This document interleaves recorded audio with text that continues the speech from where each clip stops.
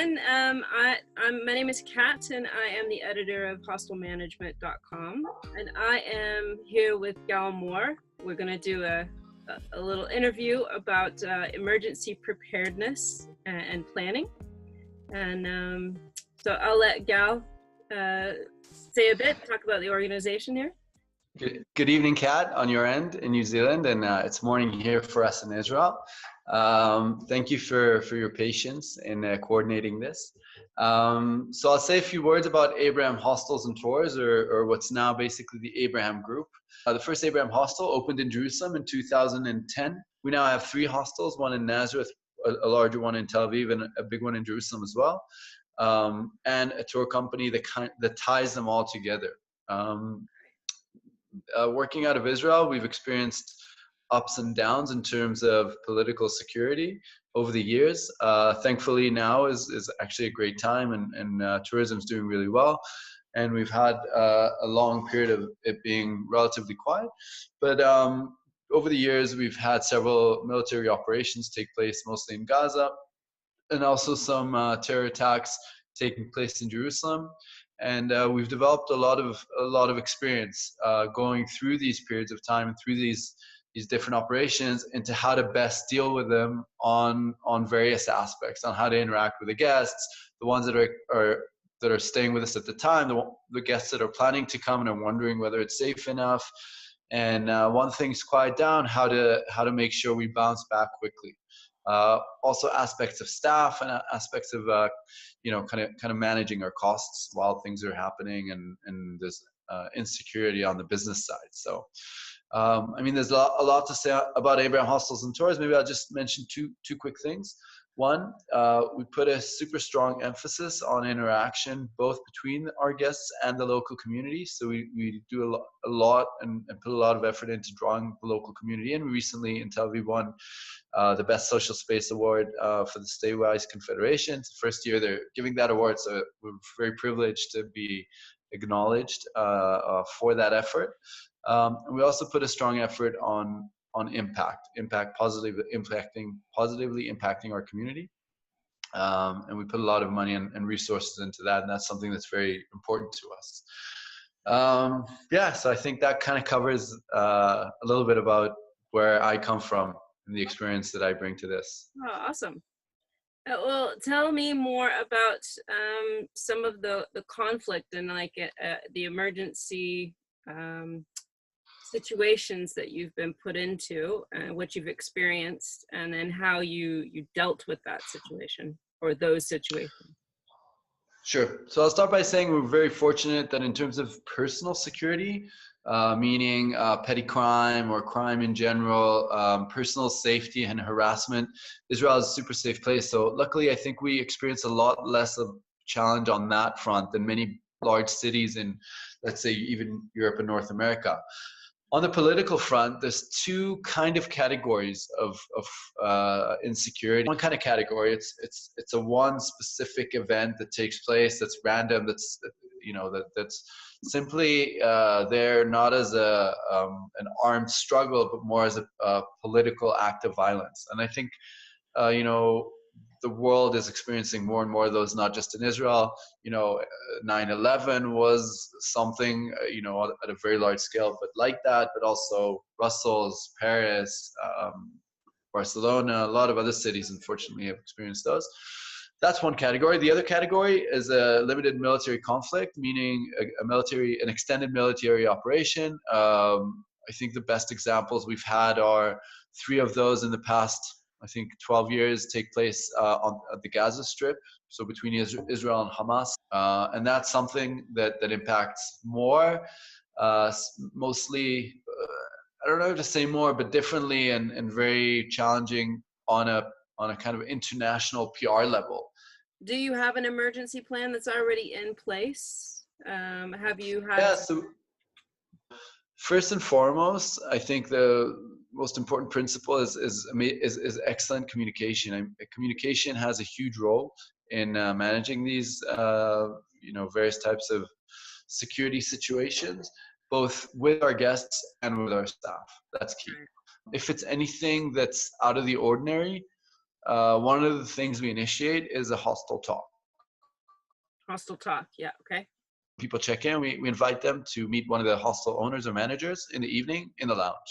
And we usually congregate everybody or everybody who, and just and the context is a briefing on what's going on. Because in Israel we speak Hebrew, most of the people visiting us don't speak Hebrew. There's a lot of information channel that's available to us, both public and kind of private, and so we do our best to gather all the information, translate it, and deliver it, communicate it to our guests, and also allow for a Q&A. And those have proved to be super successful. Those have proved to provide a lot of confidence, a lot of appreciation from our guests as well, that we're engaging and that we're helping them make information that's inaccessible to them transparent. That you're having to deal with some people who have heightened sense of panic because of not knowing. Yeah, so generally we don't experience hysterics, because people are like, hey, everything's fine, you know, my family's going nuts and everybody's calling me to come back home and what's going on, and worried that I'm going to die, but I just had ice cream across the street and it was great, or I just went on a great tour. So so basically we get everyone together in the lounge, we get some wine out, and one of us owners or managers simply explains what's going on, what happened, what's the political background. A lot of our guests have political curiosity. Israel is that kind of place. What the political background is for the outbreak of violence, what we know is happening, what has happened specifically that day or in the past few days leading up, and what the assumptions are as to what's going to happen in the next few days. Are things escalating and getting worse? Are there efforts to quiet things down? What are politicians saying? And this is very interesting, and also gives people an indication of what's happening and how to plan the rest of their stay. Are they looking at things escalating? Okay, so maybe I'd rather not be here, or is this kind of a one-off, say, terror attack? That this is also information they could communicate to their own families. Hey, I know what it looks like, but listen, we just sat and received a briefing on the entire situation, and it looks like whatever, things are going to get better, or things are going to stay the same, or things are going to get worse, and let's plan and think about what we're going to do. So that's one really important thing that we do in regards to communicating with our guests. In terms of communicating with our staff, we do have active WhatsApp groups, and we do make sure that everyone is feeling comfortable, feeling okay, knows what to tell tourists as they come in. We kind of have scripted messages for them in terms of not what you say, not to kind of repeat what we write in the message, but the sense, or the kind of the vibe of the message. Yeah.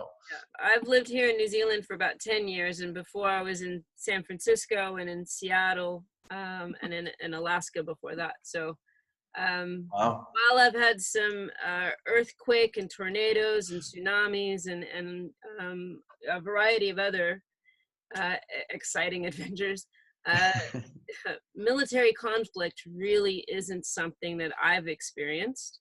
And it's not something that comes to mind, especially down here in New Zealand. It's kind of not insignificant, but it's not a power player. So we probably won't see anything in the way of like a military conflict. So it's interesting to hear, about how you're kind of dealing with the chaos that may be going around, but you're just continuing on with your day.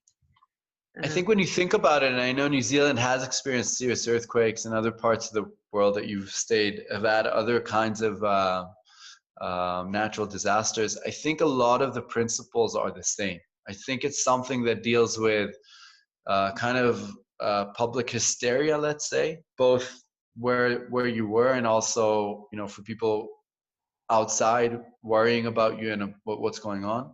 Right, yeah. It's about the how to continue managing a business other than your own life and your own family, and worrying about that, having the responsibility of making sure your business and your customers and guests and staff are communicated with and feel safe and are taken care of. I think a lot of those elements are similar. So I think, I'm talking about seemingly something that's very specific to Israel, but like I said again, military conflict is maybe rare, but terror attacks and natural disasters, unfortunately, are not unique to us, Right. and happen all over the world all the time. And I know that when, over the years, I've had people from Paris and from South Africa Right.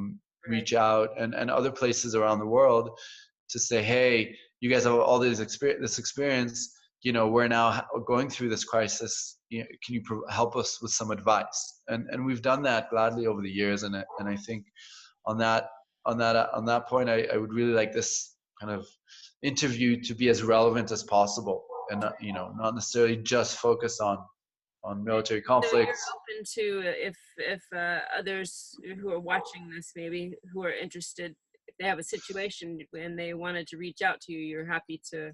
Absolutely. Like I said, if there's something specific somebody would like to know, happy to get in touch and help out. I'm also going to be at ITB in Berlin in March. I know a lot of people visit that. So I'll be around if you want to have a coffee or a beer and chat. Happy to do that. I'm available if somebody wants to reach out. Okay. Awesome. Thank you, Gal. Thank you.